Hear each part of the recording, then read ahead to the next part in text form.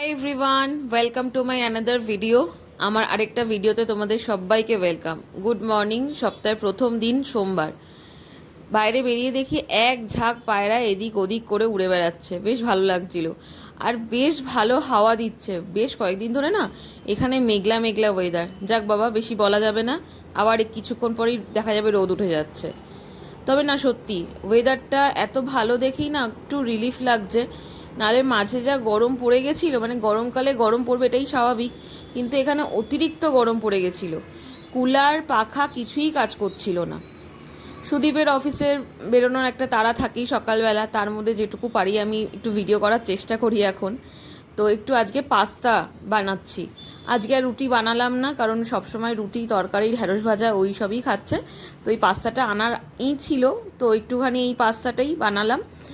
পেনে পাস্তাটা দিয়ে এই পাস্তাটা প্রথমবার খাচ্ছি, বাট স্পাইরাল বলো ম্যাকারনি বলো ওগুলো দিয়ে আমি এরকম মশলাদার ঘরোয়া স্টাইলে যেই পাস্তাটা হয় সেটা বানাই। এটা দিয়ে ফার্স্ট টাইম বানালাম, বেশ ভালো হয়েছিল খেতে। আর একটু পেরি পেরি মশলা দিয়ে দিয়েছিলাম না, খুব ভালো হয়েছিল। কড়াইশুঁটি দিইনি, শুধুমাত্র সুদীপের জন্য। ধনেপাতা কড়াইশুঁটি এগুলো দেওয়াই যেতে পারে এই হোম স্টাইল পাস্তাগুলোতে, কিন্তু সুদীপ আবার এই মটরশুঁটি বলো বা ধনেপাতা বলো এগুলো ঠিক পছন্দ করে না, সুতরাং দিতেও পারিনি। তো সুদীপ অফিসে বেরিয়ে গেছে, আমার হাতের কাজ সব শেষ হয়ে গেছে। এবারে আমি ঠাকুর দিতে বসেছি, ঠাকুর দেওয়া মোটামুটি হয়েই গেছে। তো এই হচ্ছে আমার ঠাকুর বসে আছে, তাদের খাইতে দেওয়া হয়ে গেছে। জানো এখানে লিচু 120 টাকা বা 100 টাকা করে কিলো। কলকাতায় কত যাচ্ছে গো? তবে আমটা খুব সস্তা, এবারে কিন্তু মন ভরে আম খেতে পেরেছি। অন্যবার যেটা পারি না, অন্যবার না হাইব্রিড আমগুলো পাওয়া যেত, কিন্তু এখানে এসেছি তবে থেকে বাজার টাজারগুলো ঠিকঠাক পাচ্ছি বলে অনেক কিছু আরামসে পাওয়া যায়। তবে গন্ধরাজ লেবুটা পাওয়া যায় না বলে আমার দুঃখের শেষ নেই। তবে যাই হোক, লিচুটা খেয়েছি এবারেও।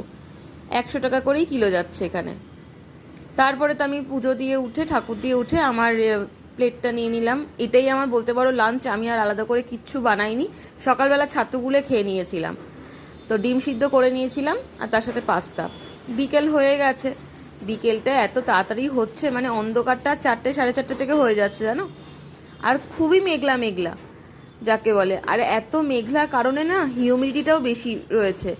ঘরটা কীরকম স্যাঁতস্যাঁতে ভাব মানে মনে হচ্ছে, ঘর মোছার পরে পরে যেরকম বর্ষাকালে মনে হয় না, সেই রকম ওয়েদার। যাই হোক বাবা, রোদটা বেশি না উঠলেই ভালো। তারপরে তো বিকেলের সন্ধে টন্ধে দেবো বলে বারান্দায় এসে দাঁড়ালাম, গাছে জল দিলাম। বারান্দাটা আবার একটু জল দিয়ে পরিষ্কার করে দিয়েছি, তারপরে সন্ধে দিতে যাব। সুদীপেরও ওদিকে আসার সময় হয়ে যাচ্ছে, সে এসেই বলবে আমাকে কিছু করে দাও, ভেজে ভুজে দাও, কারণ ও ভাজা ছাড়া চলতে পারে না। সকালবেলা ওকে যা খুশি দিতে পারো, মানে সেদ্ধ টেদ্ধ, কিন্তু বিকেলবেলায় অফিস থেকে ফেরার পরে ওকে একটু ভাজা চাই, তার সাথে একটু মুড়ি হলে ভালো হয়। কখনো মুড়ি খায়, কখনো মুড়ি খায় না। তো আজকে দেখলাম একটা গোল বেগুন নিয়ে এসেছে, শুধুমাত্র নাকি বলছে আমি বেগুনি খাবো, সেই জন্য তুমি কিন্তু এটা তরকারিতে ইউজ করবে না। আমি বললাম ঠিক আছে, তাই করা হবে। তো ওকেই আমি বেগুনিটা ভেজে দিয়েছি, আমি আর মুড়ি টুড়ি কিছু খাইনি, কারণ ভীষণ না পাস্তাটা খাওয়ার পর থেকে দেখছি অম্বল হয়েছে। তো আমি জলই খেয়ে গেছি সারাদিন ধরে। এই হচ্ছে ওর বেগুনি, আর একটু ছোটো বাটি করে মুড়ি দিয়ে দেবো, সাথে একটু বিট নুন ছড়িয়ে দিয়েছিলাম উপর দিয়ে, বেশ ভালো হয়েছিল বললো বেগুনিটা। কিছুই তো নেই সেরকম।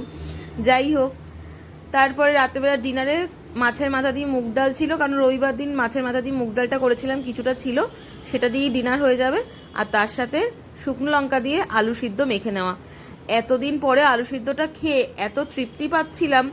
মাঝে মধ্যে আলু সিদ্ধটা করতাম, কিন্তু এই কিছুদিন ধরে না করা হচ্ছিল না। তো এই ছিল রাতের ডিনার, আর কিচ্ছু না। ডিম তো সকালে খাওয়া হয়েছে, ও সিদ্ধ ডিম খেয়েই গেছিলো, তো আর ডিম টিম করিনি। তো ওকে ডিনারটা দিয়ে দিয়েছি, লাঞ্চ বলছি দেখেছো, ডিনারটা দিয়ে দিয়েছি। তারপরে আমি পরে ডিনার করব। এই বাইরে দাঁড়িয়েছি বারান্দায় এসে, এত হাওয়া দিচ্ছিল বিশ্বাস করবে না, বাট এটা গরম হাওয়া দিচ্ছিল না, ঠান্ডা হাওয়াই দিচ্ছিল। আর সত্যি মনে হচ্ছিল না চেয়ার নিয়ে বাইরেই ঘুমিয়ে পড়ি, কারণ ঘরটা সেই সকাল থেকে যে ওই একটা স্যাঁতস্যাঁতে ব্যাপার শুরু হয়, চলে রাত ভোর পর্যন্ত। আর রাতের দিকে মানে বেশি হয়তো প্রশংসা করে ফেলছি এই ওয়েদারের, সত্যি বলছি রাতের দিকে মানে ভোরবেলার দিকে আর কি বেশ ভালো ঠান্ডা হাওয়া, আর তার জন্য কুলার বন্ধ করে দিতে হয়। ভিডিওটা ভালো লাগলে লাইক করে দিও, do subscribe. Okay bye, thanks for watching.